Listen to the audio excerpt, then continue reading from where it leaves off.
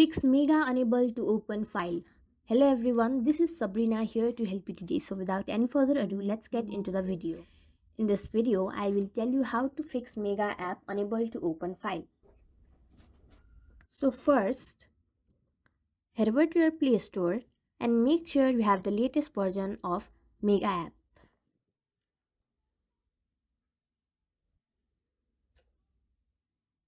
Simply head over to your Play Store, search for Mega app, and if there is an update button, simply update it. And after that process, head over to your settings.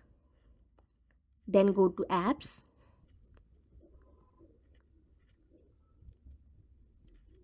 Find Mega app.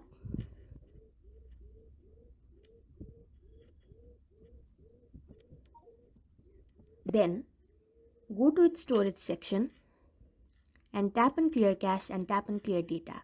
Log in back and your problem will be fixed. So that's it. Thank you for watching this video. Make sure to like, share and subscribe to our YouTube channel. If you got any questions, comment them down and I'll catch you in the next one.